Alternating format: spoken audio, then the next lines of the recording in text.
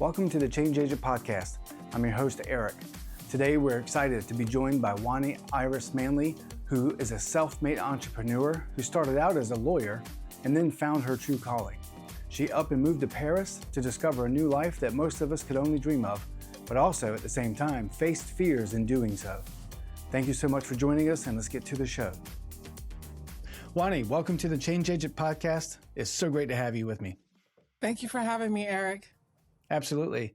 I've been really looking forward to this conversation, as we talked a little bit before we got on, because everything that we talk about on this show lives right in the middle of everything you do.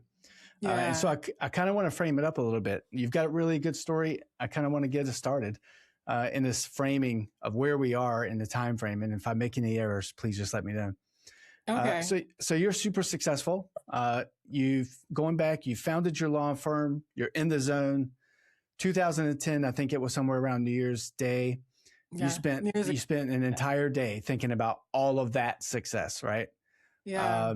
And shortly after that, these signs hinting at change kind of started arriving, and that eventually led you to do what you called reconnaissance trips that ultimately culminated in Monaco. And then about a year or two after that, this message that you should make this big move arrived. Can you take us kind of through that brave decision? Because there's a lot going on in there. And if anybody's listening to what I've got to say about that, they'd be like, I wouldn't just be moving right away. But can you take us through that?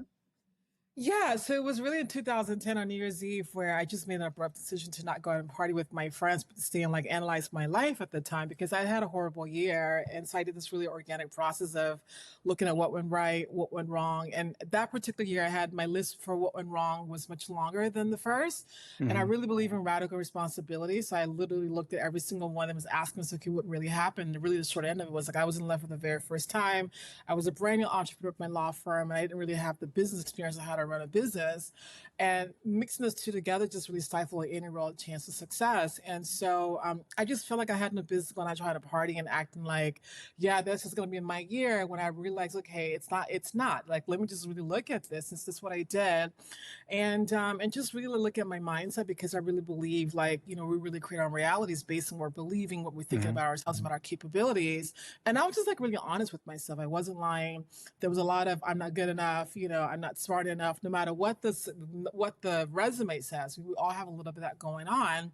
And I just was really kind of looking forward towards, okay, what do I really want to create? And so what I wrote down that day for hours, I wasn't asking to leave Miami, but I was really asking for change. And so 2 days later, the universe said, okay, here, we're just going to start putting all these signs bombarding all these about Paris, Paris, Paris. And eventually I sold my apartment, or my loft that I had there, my car, I gave my things to 3 different charities, and I moved to Paris, not knowing a single person, not having any plan, not knowing what I was supposed to do when I got there, but just went, and that's what the whole journey of change, I would say, really culminated. But I realized, looking at the kaleidoscope of my life, is that evolution is always there. And I think for me, I've been living abroad since I was 1 year old. And so for me, change comes really easily. And I'm actually asking for it, because it's what I just believe everything you really desire is on the other side of that. But Paris, France, was a whole different level of change that I did not expect. Mm-hmm. You really jumped into the deep end. I did, and it was baptism by fire. It was everything that I needed to go through to get me to where I am and actually where I'm going. And it's the reason why I'm actually sitting here having this conversation with you. Mm-hmm. And you've described that as both terrifying and liberating at the same time. When did you know that was kind of the right thing to do? Well, for me, it was always the right thing to do, because it was never my ego that brought me there, because I wasn't a typical American, all cuckoo for Cocoa Puffs about Paris, or anything that says made in France on it.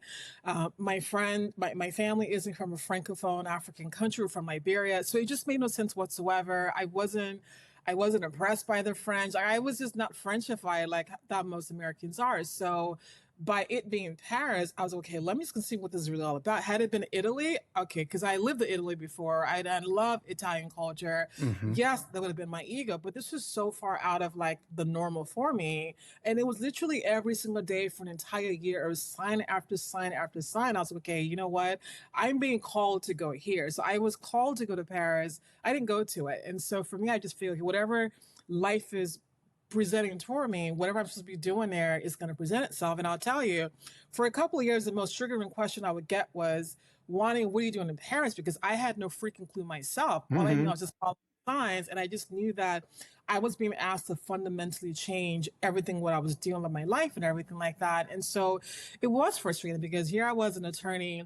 I didn't want to learn French. I mean, the first time I actually washed my clothes, I literally like typed out the instructions and to be able to translate it, you know, because I didn't know how to turn anything on. Imagine like being a lawyer, being this, being that, having that. And I was like, and I was reading like children's books about learning how to say ABCs in French. So it was very much the humbling experience. And yeah, looking back, it's hard for me to talk about it, or talking about it now. I'm like, well, did I really do that? Right. Yeah. I mean, I would do the same thing. I think as you're talking, I'm thinking to myself, there's no way, you know, to be able to do that. But you did. You faced that fear. I mean, there was fear in there. There's courage that you had to like summon up. And you had to do something about that instinct that you had, that this is what you were being called to do. And you were seeing those things and you made a change. And that change came with a professional change too. I mean, you transitioned your focus from law into something else. Can you walk us through kind of this powerful experience that you transitioned not only your life, but this profession that you were so used to? Yeah, so I was groomed to be a lawyer since I was 2 years old. So I thought I would always be a lawyer. And so when I got to Paris, I was just an attorney. And so what ended up happening was I just started being like, books just started being transcribed through me. I became super inspired, you know. So I wrote my first book in 30 days. And then I started joining like a bunch of expat groups. And there was one, in fact, the editor was from the UK.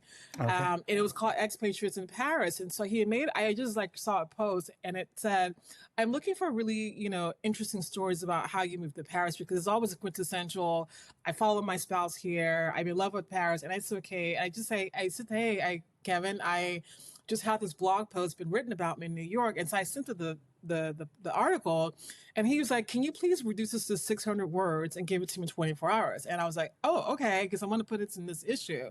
So I did that, and it was published like for the end of the year issue. And so people began recognizing me in France. And Barry was like, oh my God, you the woman from Miami with the shaved head that moved here following science. Can you speak at my soiree or speak at my event? So I sort of started speaking. And I was just talking about like what I did, the move, my life and living a life. And I was writing this book about living life that you really want. And so that's how I started speaking. And I realized, oh my God, like this is actually what I'm meant to be doing. There was just much more joy, much more passion. It comes very natural to me. And I was like, okay, well, let me just go figure out how to make money doing this. And so then I wanted a quest, okay, finding like a coach that should teach me the business of coaching. And then they were telling me to speak for free. And I was like, absolutely not. Like when I first got into law school, like when I was a lawyer, like nobody, when I first worked my first law firm, like I was still being billed out just at a cheaper rate, but I'm not going to speak for free. So I went on this Amen to that. Yeah, exactly. So eventually I found a right coach that actually showed me what to actually do about the videos and the website and things and whatnot. And then 2020 happened. Then I pivoted, I changed again. I created I didn't go to the virtual speaking route. I created a legal template business because I saw everything was going digital.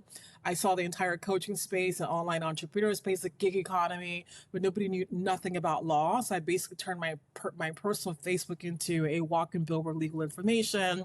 And that just like blew up. And it just kind of changed my entire, what I was doing in France and that. And I just I just started pitching and, reaching out to people and start getting on stages. Yeah, this is the courage. This is the courage of making changes that you may not know what the results are going to be. Of course, they can always be not perfect, but in your change, the thing is that you would never have experienced any of that had you not taken the courage to go out and do what you felt like you need to be doing. And I think that speaks really loudly to a lot of things that people need to hear. And you mentioned your best-selling book, Get Out of Survival Mode and Live the Life That You Really Want.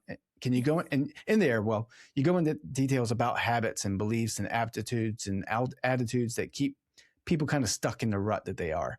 And so I've got kind of a two-part question here, if you don't mind. You expose this 108 self-destructive patterns. Let's just break that off for a second. 108? Yeah.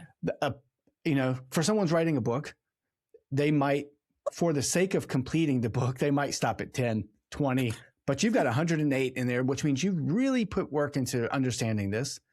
So the two questions I've got are, which one of those 108, if you can, tell me, is one that you see most often, and which one would you consider to be kind of a sleeper hanging out there in the back?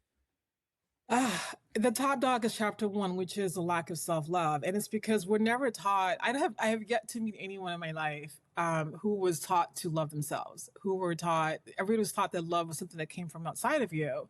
And so it's no wonder we have like people are, I had to unlearn this. It's like we're all looking for love through externally, right? And so it's kind of like chasing like validation of like a moving target. It's like you're putting the responsibility of other people to love you. And it's like they don't love themselves too. So I find like for me, I have found that just shapes everything, because if you're loving yourself, number one, you're self-confident, you believe in yourself. And if you don't believe in yourself, like nobody else is, and nothing you do is going to actually work, because like that is the foundation for everything. And I would also say too, the sleeper is actually wanting to please other people. I can tell you, like, so my father was a former minister of finance for Liberia, and so I grew up in like the diplomatic, lifestyle, where my child bringing was hanging out like at our version of the White House, which is called the Executive Mansion, heads of state, ministers, ambassadors. And so I was just groomed to be an attorney, and that was the path. African culture, you either a lawyer, doctor, an engineer. Like there is no, I'm going to, take a sabbatical or think about, no, you just do that and that's what you're pushed towards.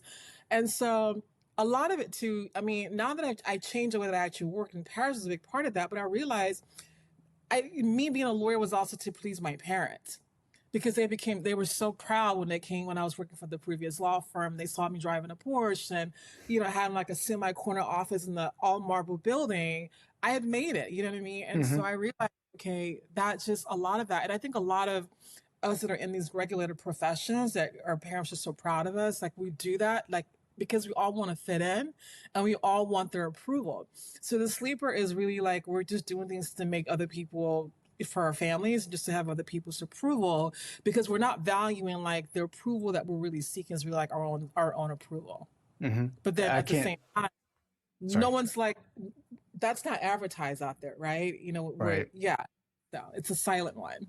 It is. And the fact that it's self-destructive, I think people need to really remember that. As a short story, I was in a role where I would say I was successful, and then I woke up one morning realizing that I still wasn't happy. And what did everything that I achieved, the things that I had gotten, do for me, other than create more things to take care of? And so I ended up kind of demoting myself in a way down to a role that didn't require as much responsibility. Not that responsibility equates to happiness, but I just did what was best for me. And that's what made the difference. And my life is better for it. But the insight that you had, that survival mode really kind of operates kind of quietly beneath the surface, is really the foundation for how you've reframed this entire conversation around the idea of change. And it's a fitting word. You stated that people don't resist change, they fear loss.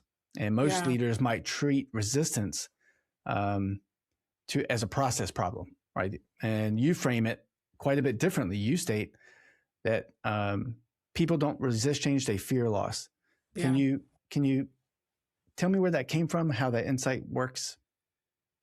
It came from, so for example, when I moved to Paris, it didn't make sense at all. And it wasn't until I did the TED Talk and the title came to me of changes everything. And I began to realize, okay, it's the internal that first has to change for the outside to actually change. And so I began looking into the psychology of change. Okay, what really makes people change? And I was like, why? Because everyone's looking at me like, oh my God, like, can we do that? And I was like, it wasn't like for me, it was like, of course I'm going to do it. You know what I mean? It's like, I do things very easily. So, okay, what is it about me that makes change so easy for me? Because it's like people fear, like they fear death.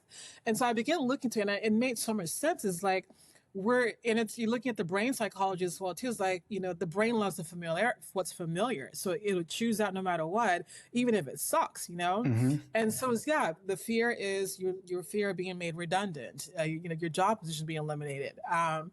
your fear of your positioning, your fear of if you've been put on a pedestal in at a corporation, and there's a whole different process, okay, and like you're being demoted or you're, there's just a fear of like how you look into, your peers, it's a fear of not feeling important.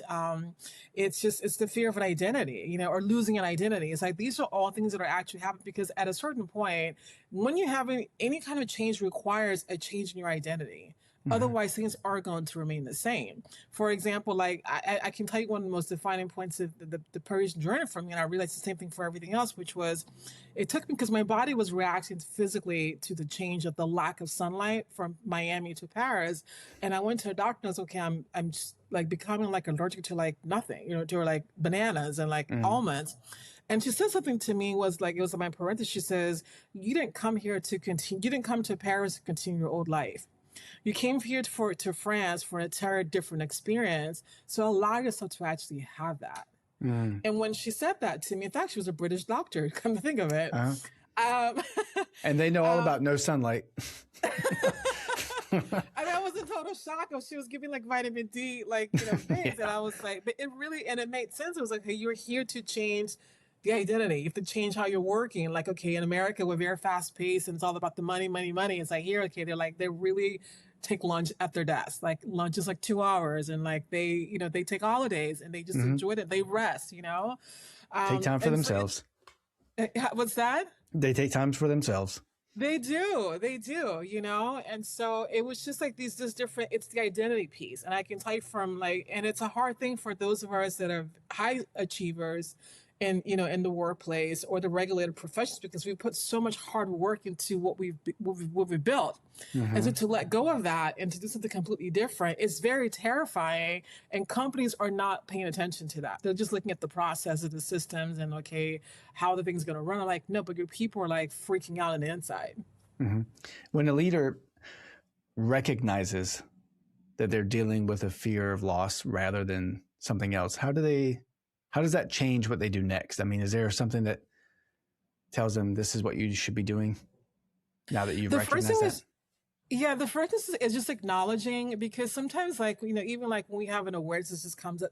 Most of the time I feel like, or not I feel I've seen, people in corporations like just want to be seen in terms of like being seen like in their own way. Because I can tell you, for example, when I first came to work at the law firm I was working at before, there was just this underlying unspoken rule of shelf your ish. I don't like the curse in podcasts, right? And it's the same thing in corporations, to where like you have to lack of psychological safety, because people cannot be they can't be the true selves, right? So for a lot of times you'll see you have people agreeing in a conference room when everybody is around, but then like in the hallway or in private conversations, the real truth is actually coming out. And so when a leader recognizes, okay, there's a fear of identity, there's an identity crisis looming because of, specific, even like with AI right now, route, it's saying, okay, I see you, I get it, I understand. People want that. And like once you have that, it kind of like on an emotional level or neurological level, it lets the nervous system calm down. Like, okay, everything's okay. Like everything's going to, and letting them know it is going to be okay. And then working from that fear and where people feel safe to actually express, because a lot of times it's a lot of energy, first and foremost. And then, because the mind's saying like, oh my God, this is going to happen, you're going to lose your job, you got to calm that energy or calm all that rhetoric down. Yeah, the anxiety can get the best of you if you're not careful. That's for sure. Yeah. I usually try to take a step back and just let it sit for a bit. And, maybe the answers will come. Which is a great segue into another thought that I was having, is that once people kind of understand what they're actually feeling, the next question that should naturally come is, and I've asked you this already, is what you're going to do about it. And as I went through some of your writings and some of the literature you've put out, and your videos and the TED Talk that you put out in Enniskillen, it gave me the answer. And I thought it's so beautiful in its simplicity. And at that TED Talk, that TEDx talk that you had in Enniskillen, which was in Northern Ireland, for those of you who don't know where it is, right? Am I correct? Yes, correct. Perfect. You closed that with 3 powerful words. You said, don't fear change. And then you continued with feel it. That's really, really powerful because people get nervous about change. We hear it all the time. You know, Eric doesn't like change. These things, just all the conversations you hear in the workplace. What does that say about our perception of feelings in leadership? Because to not fear change means you have to have that feeling of trust in the way things Yeah. are going to work out. And so, what does that say about the perception of feelings in leadership? It's like it gets a bad rap, you know, for some Mm-hmm. reason, like feelings in corporations like don't mix, you know, and it's like everyone's just pretend is being asked to act like they're robots and they're just not. And I think what we're finding, especially now, is like people just crack it, you know, under all of this relentless changes that actually is happening. And so we actually like just have to kind of have a different relationship with not only with change, but with also with our feelings as well too, and saying it's okay to feel what you're feeling. You know, naturally, if there's any kind of shift in an organization, a process, a merger and acquisition, there is going to be some type of fear. There is going to be Mm-hmm. some type of anxiety. If you're eliminated departments or certain job, you know, positions or whatnot, there is going to be anger, there is going to be frustration. So you got to like recognize, okay, those things are a given. And then also too, that's when your communication really has to come into play, communicating with people, you know. I always say, you know, have conflict resolution as people, like, you know, in within the company as well too, because a lot of times, you know, we're putting so much on natural leaders, and it's for example, they're not psychiatrists, they're not psychologists, things like that. So Mm-hmm. it's like, yeah, have a complex person say, okay, what are you actually feeling, what's coming up for you? Because once you can actually like neutralize these emotions, then you can actually, okay, you can see the opportunities, you can see, okay, you're much better to have people on board with the Mm-hmm. change and less resistance, and actually being for whatever, you know, whatever you're putting forth, rather than pretending people are like aren't feeling what they're actually feeling. Mm-hmm. I just did an interview with Dr. Valentina Schneider. She's a leadership / empathy expert who works down in Mhm. London. And we talked about this very topic at length. And it's the reason I bring it up is because as you're telling me this story and you're telling me these things, it's real to me because I understand it, which means that we learn from these things. And I think people need to understand that's how why what you do and what we're trying to do here at the Change Agent podcast is so real. It's so important, but it doesn't necessarily make it actionable. Yeah. But you've got something that has made it actionable. It's the architecture of all of this framework that you've got. It's called the change blueprint.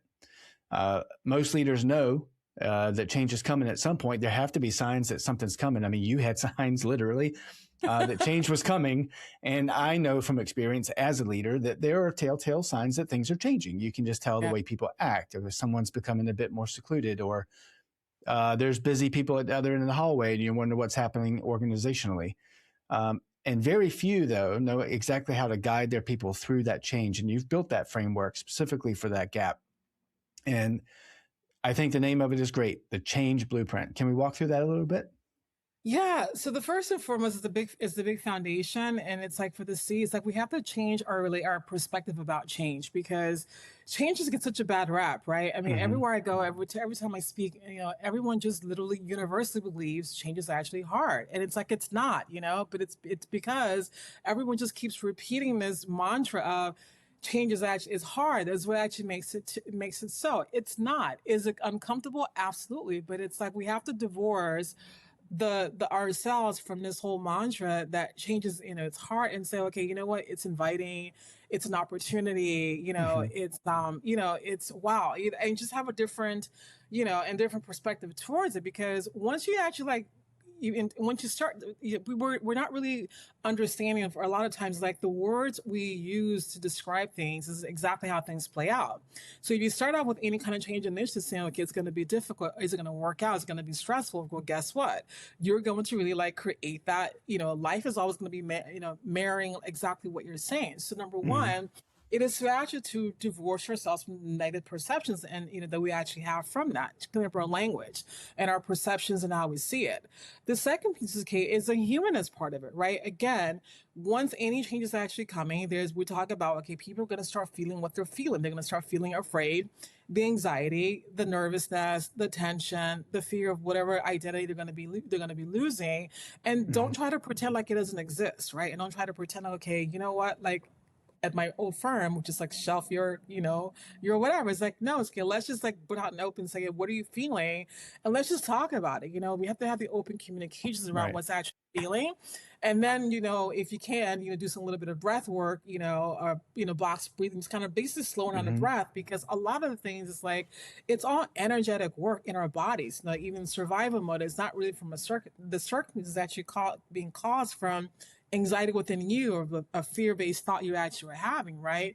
And get into like the nervous system about that. And so once you kind of like just make friends with the humanness about it, and so, okay, I see you, acknowledge it. Okay, let's just calm down. From there, the clarity can actually calm, the different perspectives can actually like begin to present itself, right? And then also the A is for, you have to really amplify the desire, because the status quo is that, I should say, we're going to really, first of all, the model is actually based upon the leadership in the company actually like self-modeling this, right? Because if it's the case to where there's a change that's just coming from the top being announced, and it being like expected to just kind of trickle down, it's never going to work. There has to be some type of self-model, self-models in the leaders, right?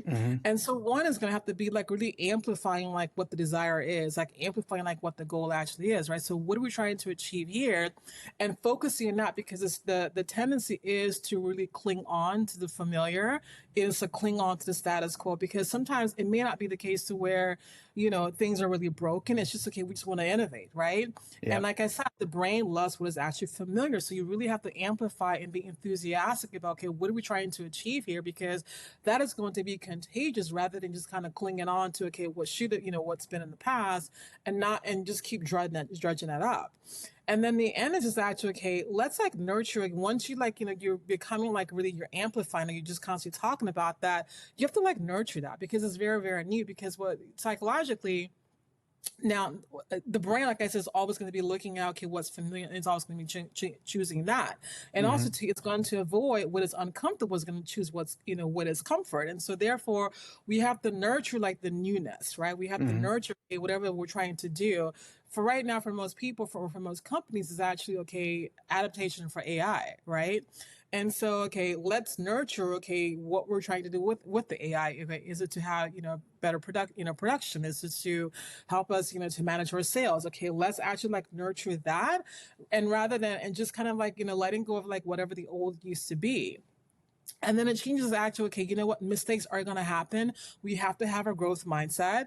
Everything isn't going to be, work out the way it's supposed to work out. Some of this stuff, it might be a trial and error, no matter how much data you actually have, because you are working with different personalities. You are working with a lot of, with a lot of identities, and a lot of like, fears that you're coming up. So we have to look at, okay, if we make a mistake, let's just learn from it. Let's not pretend. Let's not be if there's certainty, communicate that. If we don't need perfection. You know what I mean? We just need, okay, we have everyone's actually on board with it. And the last thing is for evolution. So we really have to be a culture that adapts evolution, rather than sticking to like how we've been doing things since 1960. Yeah. The final step, evolution, is a big one. All of them are very important. But as I was reading through this, it kind of gave me this idea that change is ongoing. It's not a one-time event. Yeah. And many leaders, they will treat transformation like some type of project with an end date. Yes. There's a cost for that. What do you have to say about that? The cost for that is you're going to have a high turnover. You're going to have a lot of people just kind of like falling by the wayside saying, I quit. And so, we're really, it's like, it has to be like a muscle. I always say change is actually like is a skill set. And like we've all been doing our entire lives. I mean, you're not the same person you were, 20 minutes ago, or, 2 years ago or 10 years ago, right? We're always are evolving. And so if we don't, constantly like, have our culture to be like, or that's just really ingrained into like evolution and want the innovation, it's not going to work. And it'll always be in any kind of initiative that's actually present, that people are always going to fear it, rather than say, oh, it's a next level. It's our next level, or it's our next evolution into like what we're doing with this product line, or whatever else we're doing with the organization. Yeah, that framework is so powerful. And I think if people can just grab it and take a look at it and reach out to you and ask about it, that'd be great, because they're going to learn a lot from it. And if you can implement, do you think you have to implement all of it, or just parts of it? Just parts of it, I think the biggest one out of all of it, it's the first piece. It's the perception piece. You gotta Mm-hmm. like I said in my TED talk, stop saying, French is hard, because the longer I said that, I became deaf, dumb, and mute in learning French. It never happened for me until I was like, oh, it's an opportunity. Yeah. It's a beautiful language. And so, yeah, and the big part is just really divorce yourself from the mantra of that it's hard, that it's actually difficult, because once you start saying that, because my personal belief is that it's actually just an opportunity. It's like it brings so many golden opportunities, and I'm a testimony of that, and my Mm-hmm. businesses are. And so, once you just really take care of that first piece, I feel like everything else really begins to fall into place. And just also remember too, it's like it's a skill set. It can be built, it can be worked as a muscle, rather than it's not a Mm-hmm. one-time event. Yeah, I totally agree with you on that 100%. It's got something that you have to experience. You have to practice that. For me, I always ask myself, what adventures am I going to go on when change comes around the corner? Yes. And if it's something life-changing, like a job, I'm excited to see what comes out of that. I'm not trying to hide from it. But what really gives that framework credibility is kind of, in my opinion, where it came from, because you didn't just arrive at this as a speaker and a consultant. You arrived at this as a lawyer, and those two worlds, from the legal world into this new world, they helped shape and complement each other in ways that I kind of want to talk about. So over 2 decades, you were advising Fortune 500 companies. I mean, you've got a very distinguished background. Through IPOs and CEO transitions. I mean, these are big, complex things that you were helping these companies go through. And you had that front row seat to see this succeed or fail through change. What did law teach you about change, and what deep personal development have an effect on you? What type of effect did it have on you about the law, and what systems and structures we build? The law, first and foremost, for me, where it's able to intersect all of this, just gave me the structure piece of it, the organizational piece, and it also just gives me just having a foot in both worlds, of like the change, the organizational piece, and then also to bring in a structure. Because for me, once a lawyer, always a lawyer, no matter like what context I'm actually in. And so I've been able to basically see it from both ends, from guiding like C-suite executives in the legal part, but then also say, okay, this was going to happen to on like with the organization itself as well. So for me, it's been like a beautiful blend, because I've been doing corporate business law my entire career. I haven't been doing personal liability or personal injury. It's been literally with corporations, all type of business from the end. So I've seen it, and I've also seen it too as a litigator as well too. So for me, it's just been like, okay, I can see, even when I started my career of litigating breach of contract cases, for corporations, I can see, okay, why it's very, very important. So when you actually when you bring somebody on board, why your onboarding process is very, very important. Your procurement process, right? Like why your contracts must say these certain things in here, and why these things must be followed through. And also to bring on the community and being able to communicate. So it's been like a beautiful blend of everything, to where it's never, even like last night I was out, with the podcast host, and it was like, it was with the American Board of, I cannot onto, it was the head, the ear, nose, and throat doctors, otorhinology. Yeah, got me.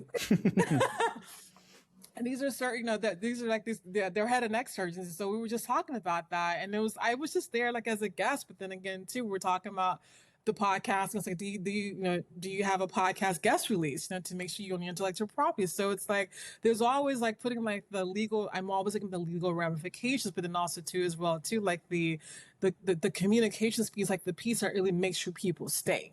I'm always looking, okay, what's going to keep you from not getting sued and keeping your profits and maximizing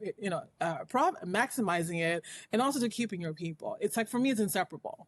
Yeah. Is there I think the way I'm thinking of it, is there a tension that exists between these two worlds? Because in some ways, the legal mind wants proof and precedent, and the work that you do asks you that you trust what you can't always demonstrate. And so is there a give and take there between proof and trust? Yeah, and I would say at the corporate level, because typically the saying is whenever lawyers get involved, everything takes like twice as long, right? And Hmm. so, and it's true. So, the business people, like in the procurement process, they'll have the deals all ready to go, but then they bring it to us, and then it takes a long time because okay, we're back and forth the other side, we're negotiating, and it takes a lot longer. And so, what really has to happen is that we have to be able to communicate to the salespeople the importance of why we're taking 3 to 4 months drafting it, going back and forth on a contract. We just can't say, like, just go ahead and do it because there are ramifications as to if things don't actually work out and so it's just being able to communicate that. Hmm. And so, for me, it always comes down to that, communicating that. So, but I've been a lawyer for so long, and with the business stuff, I just see that it actually works. Now, on the criminal side, it may not actually work. It's there's this lack of trust there. But I always tell people with the law as a business, a corporation, is it'll actually serve you. From a tax perspective, I mean, I don't care which country you're in. Like every tax is written for corporations, Hmm. not for the 9 to 5 people, or anyone Unfortunate. else. So if to the extent to where you're operating and you're not, doing things legally, Hmm. you're actually hurting yourself. Yeah. I want to jump back to 2020. Hmm. Um, you were set on your path. Everything was going in the Yeah. way that you wanted it to. And then this beautiful thing that we all know as COVID hit. And essentially that changed everything overnight. And that erased a lot of hope and expectations for a lot of people. But you Mhm. pivoted very fast. And you did that so quickly and with a lot of surgical um, precedents to go to it. What did that moment teach you about your relationship with change? Because that was a quick one. Yeah. It just for me, I adapt I just adapt pretty quickly, Mm-hmm. and I also say too, I adapt knowing I'm very clear what success means for me. Like I don't subscribe to success where already is successful, right?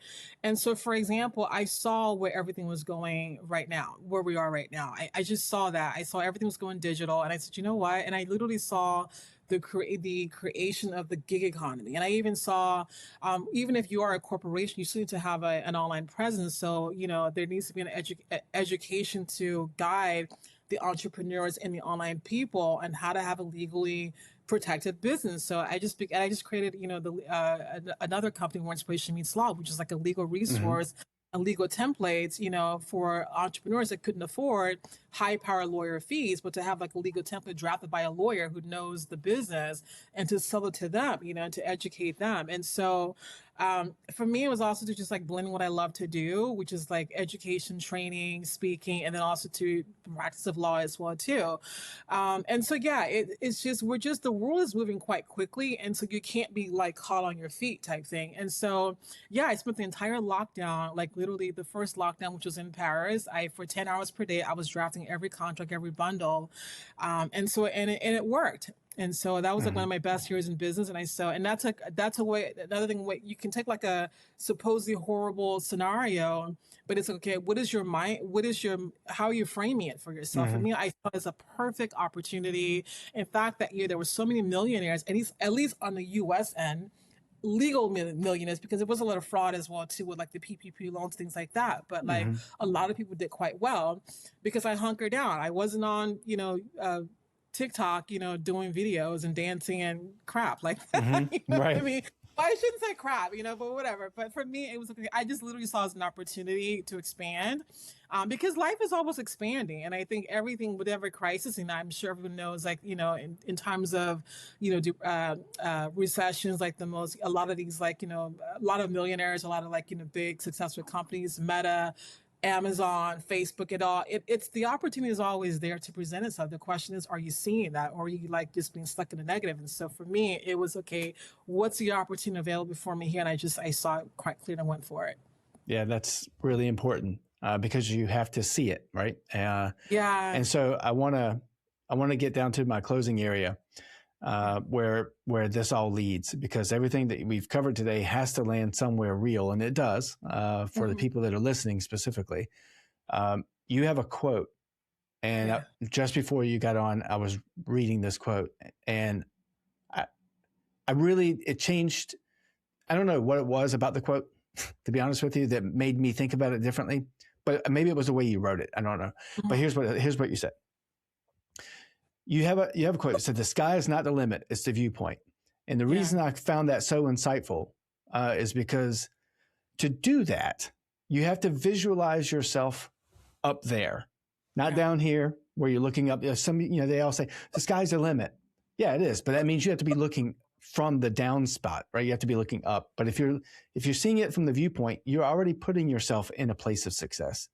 Yes. And I bet that someone listening right now who is experiencing change, maybe they didn't choose, maybe they're worried, maybe they're anxious. They've heard everything that you said. This is a Wani moment. What's the one thing you'd want them to walk away with and actually do?